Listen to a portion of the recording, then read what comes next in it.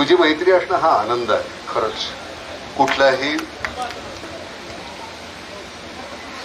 वाईट गोष्टीशी तुझं नाव आजपर्यंत जोडलं गेलेलं नाही आणि पुढेही कधी जोडलं नाही. आणि तू जसा होतास तसाच आज आहेस आणि उद्याही राहशील याची मला खात्री आहे. पण आल्यानंतर मला असं नेहमीच वाटतं की जयंता, तुझी निदान गेला बाजार अजून 10 ते 15 वर्ष राजकीय कारकीर्द अजून आहे, ती तशीच बहरत गेली पाहिजे. तुझ्या वागण्यातलं बोलण्यातलं सातत्य जे आहे त्यामुळे तू इथं उजळ माथ्यानं बसू शकतोस, लोकांच्या डोळ्यानं डोळे भिडू शकतोस. तू कुठल्या पक्षाचा आहे त्याच्याशी मला काही देणं घेणार नाही. तू माझा मित्र आहेस, त्याच्यापेक्षा अजून काय लागतं. सामान्य माणसांच्या जगण्यासंबंधानं कोणत्याही समस्येची व्यवस्थेची पंगा घेणारे आदरणीय नाना पाटेकर साहेब यांना मी विनंती करतो की आपण मार्गदर्शन करावं. नमस्कार सगळ्यांना. जयंता, गंमत अशी आहे, आपल्याला ज्यातून आनंद मिळतो ती गोष्ट करावी. सातत्यानं तू किती वर्ष करतोयस.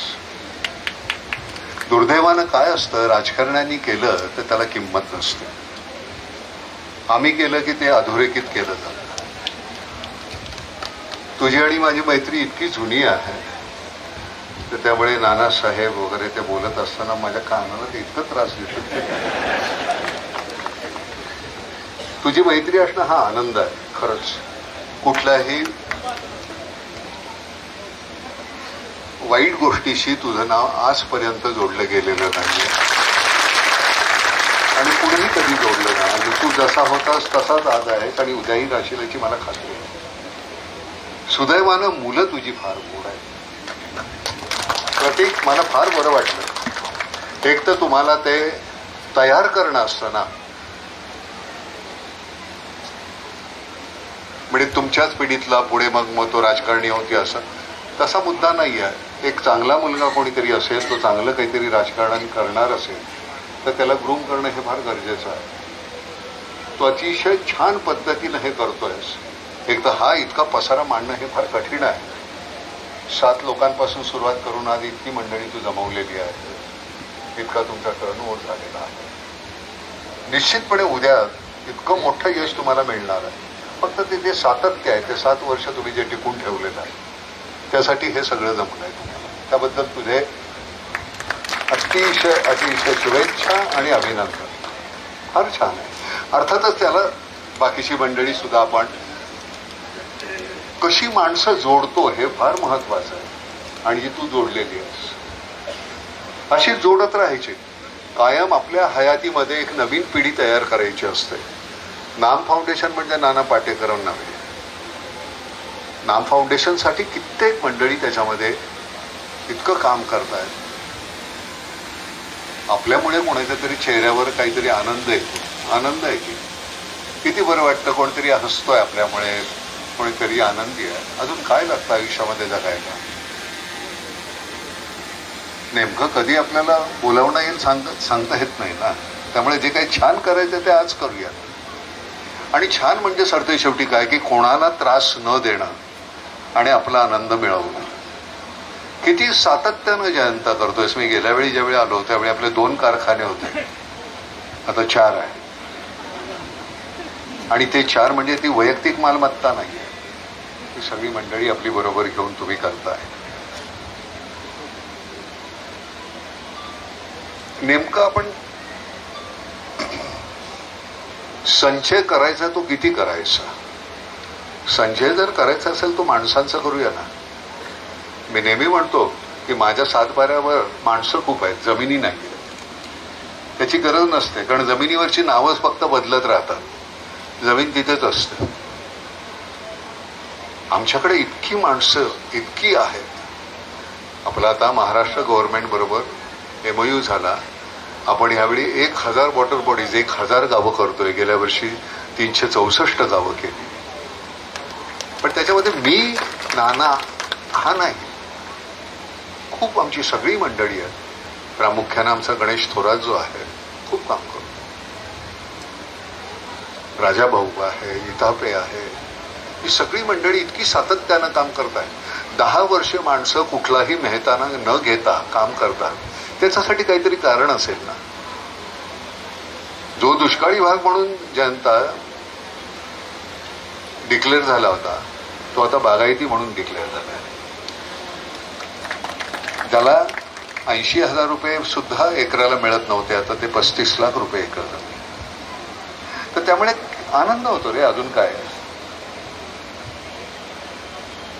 इथे आल्यानंतर मी आता काही गोष्टी तुझ्याशी बोललो त्याची मला जाहीर वाच्यता करता येत नाही, पण आल्यानंतर मला असं नेहमीच वाटतं की जयंता, तुझी निदान गेला बाजार अजून 10 ते 15 वर्ष राजकीय कारकीर्द अजून आहे, ती तशीच बहरत गेली पाहिजे. तुझ्या वागण्यातलं बोलण्यातलं सातत्य जे आहे,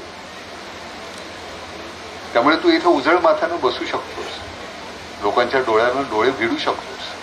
किती माणसांना जमतं ते. तू कुठल्या पक्षाचा आहे त्याच्याशी मला काही देणं घेणार नाही. तू माझा मित्र आहेस, त्याच्यापेक्षा अजून काय लागतं. सांगलीत मला काही वेगळं घर घेण्याची गरज नाही. बरं, मुलं एवढी मोठी झालेली पाहिल्यानंतर अजून आनंद होतो. आणि ते सरते शेवटी ही रिले आहे पॅटर्न. तू 2 वर्षापूर्वी त्याच्या हातात दिला, काय करून दाखवलं बघ ना. आणि ते केवळ जयंत पाटलांचा मुलगा म्हणून नाही, त्याचं काहीतरी सातत्य आहे की नाही, तुम्हालाही माहिती असेल. तर ते सातत्य टिकवणं फार गरजेचं आहे. तुम्हाला मी तुमचा वाटणं, मग ते पैसे देऊन नाही होत, त्याला मॅनिप्युलेट करता येत नाही तुम्हाला. ते मुळातून आंतरिक भावना तुमची पाहिजे. तुम्ही किती मनापासून करताय त्याच्यानंतर माणसं आपोआप जोडली जातात. काही वेळ अतिशय वाईट वाटतं की सगळीच नाही पण खूपशी मुलं आता काहीतरी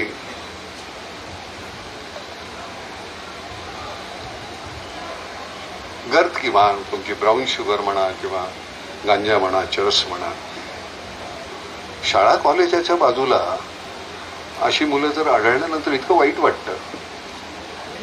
झिंग आपल्या कामाची पाहिजे हो. या असल्या फालतू पुड्यांमधून घेतलेली झिंग कुठे किती वेळ टिकणार ती.